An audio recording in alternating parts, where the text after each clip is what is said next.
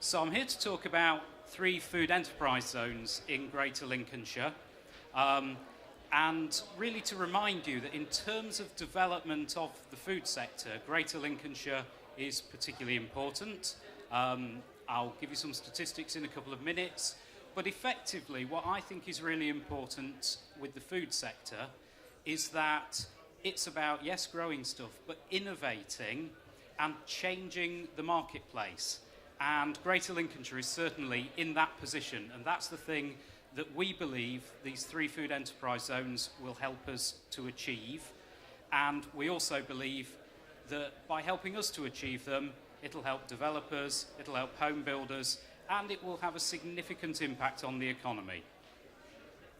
So, we often think about the food sector and think about some fairly ordinary comments about it, low value, low skill, things like that. I think the statistics that you can see up there show us very, very clearly that that is not the case. The food sector is really significant both to Greater Lincolnshire and to Midlands Engine and to the country as whole. So it's the UK's largest manufacturing sector, and I would argue it's the sector with the biggest change at the moment. If you think about traceability, if you think about local provenance, if you think about innovation and energy conservation, all of these are things that really are important to the food sector, and they're things that Lincolnshire, Greater Lincolnshire, is leading the way on. So I know from my conversations with food sector leaders that part of their career and part of their CV needs to include a time in Greater Lincolnshire. It's one of those places where a great deal happens in terms of progressing the food sector, in terms of taking forward a lot of opportunities in what is a huge sector. So as I've suggested, Greater Lincolnshire is absolutely critical in terms of the nation's food. I would love, with that second bullet point, to be able to say 1/3 of all UK food transport starts or ends in Lincolnshire. It's not quite that, but nonetheless, it is a huge, huge, huge amount of the nation's food. And if you think about fish processing, Greater Lincolnshire, particularly in the area around Grimsby on the Humber Bank, is absolutely the leader. And my colleague David Robinson, who's sitting at the back, who is from North East Lincolnshire Council, any opportunities to talk to him, I know he would gratefully accept them. One of the things I think it's important to stress is that we're working very closely with academia, with government and with Midlands Engine to really make sure that together we can support this change in the food sector and support growth through the food sector. So that's absolutely critical because it gives you some confidence that things will definitely happen as we see that change in the food sector. Quite a busy slide here, but it is one which identifies some of the most important businesses that there are within Greater Lincolnshire and the sort of scale of businesses that are in place. So clearly we're growing in the top right, and when we talk about a major agricultural area, some of the farms, some of the food producers, absolutely huge with a national footprint.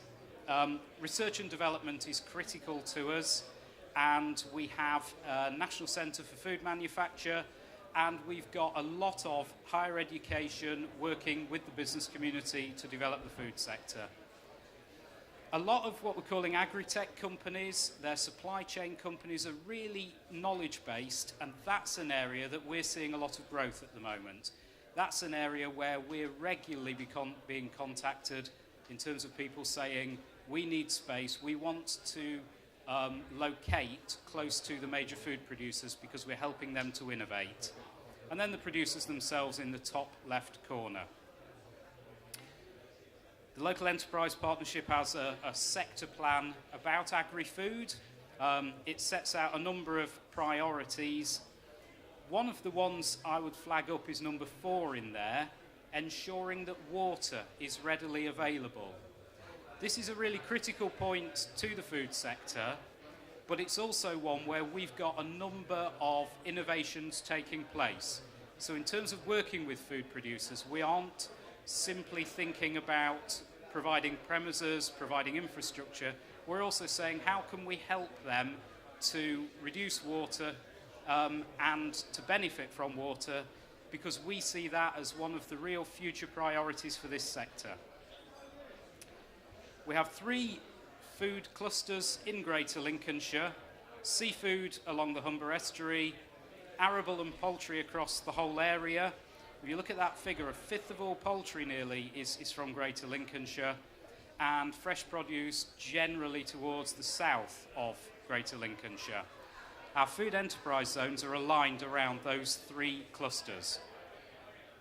So there are only 17 food enterprise zones in the country.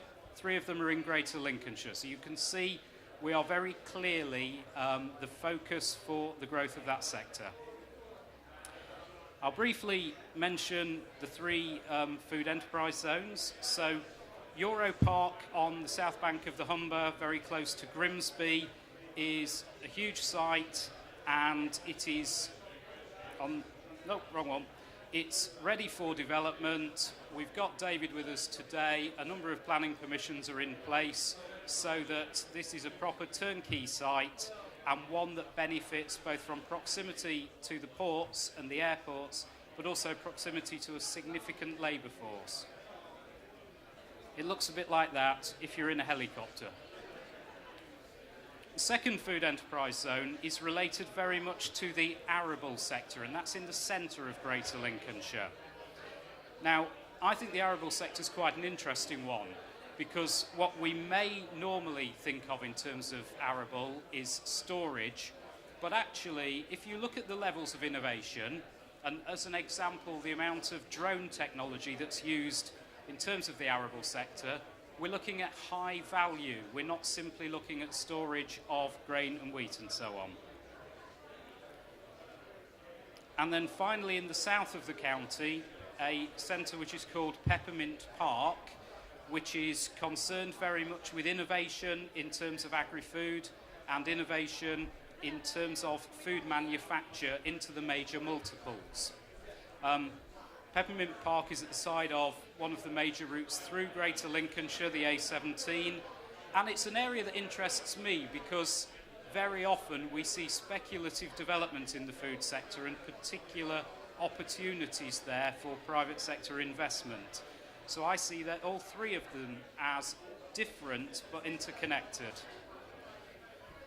I've mentioned innovation several times in what I'm saying, and it's really important to recognise that there are higher education and further education links into each, and I would highlight University of Lincoln's relationship with Holbeach alongside one of our agricultural colleges, which is connected up to Hemswell, and both university and further education in the north of the county. I think that's really important because one thing we do know about higher education is they're prepared to invest. They need property and they are looking for incubation space alongside that property. The name of the orange robot, by the way, is April. Don't know why, but it's April. So in summary, Greater Lincolnshire, we are very focused on the 3 food enterprise zones. We see them as a really good opportunity to strengthen our local economy, but equally we see them as an opportunity for some new and creative ways of working with private developers, working with universities, and really trying to take that from what is already a huge and significant national sector into being even stronger, even more important. So there are a number of us from Team Lincolnshire here today. We are very keen to discuss food enterprise zones with you, talk about ways we might be able to take things forward.